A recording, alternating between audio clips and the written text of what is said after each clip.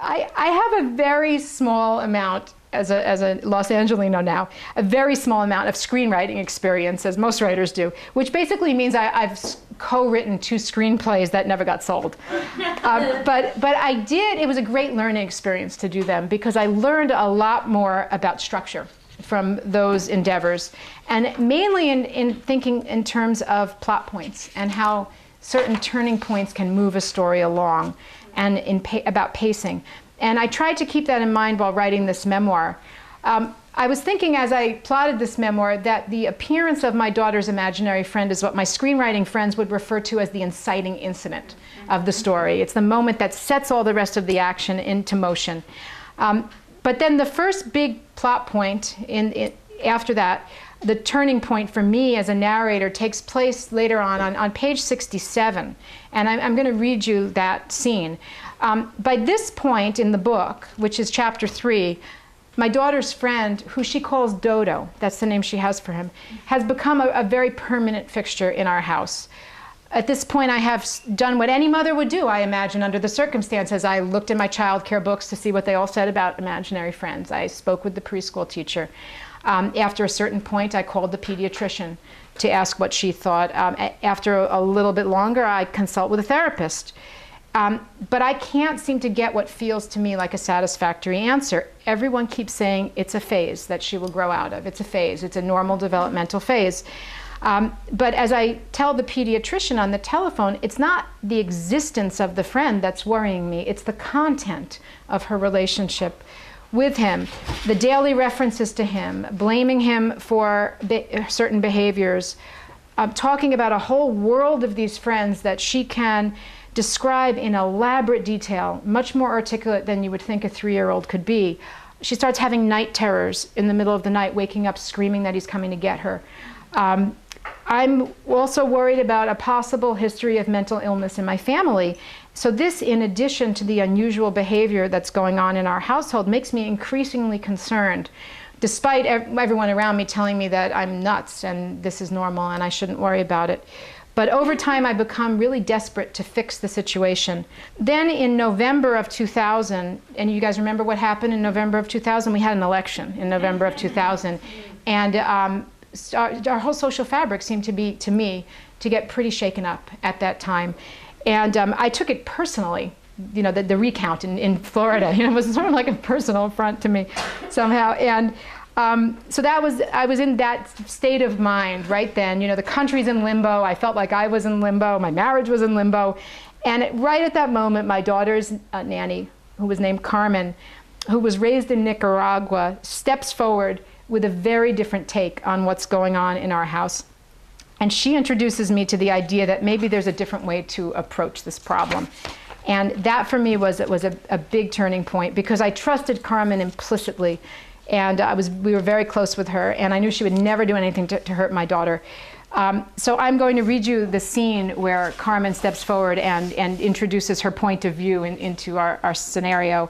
I think all that you need to know here is that my husband is now reading a memoir set in Belize, written by a healer down there, an American woman named Rosita Arvigo, who has studied with the last great shaman of Belize, and is writing about situations not very different from the one that we're encountering right now in our own house.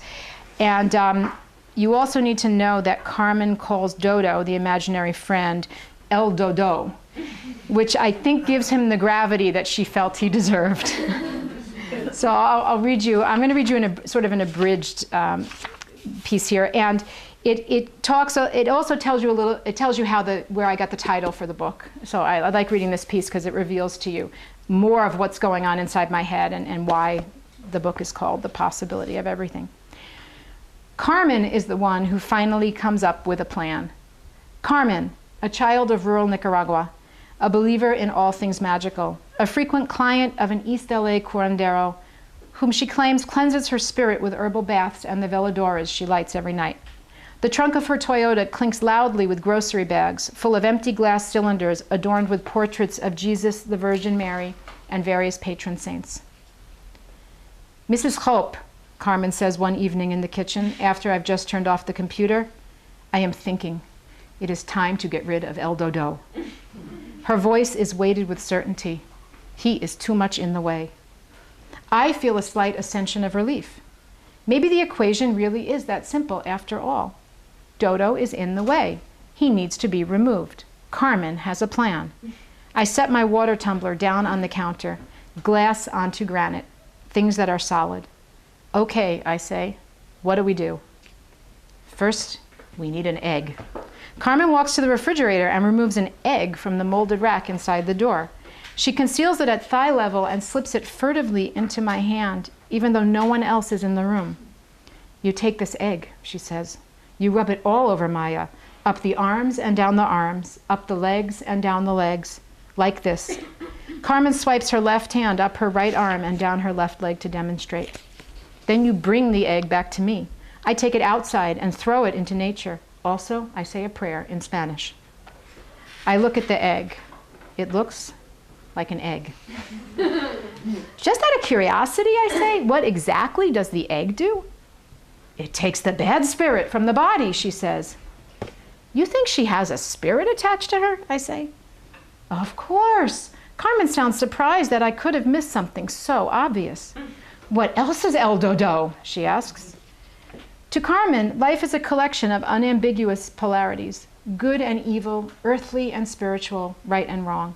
At first, I mistook her stubborn certainty for simplicity. Only over time have I come to recognize it as an enviable form of clarity.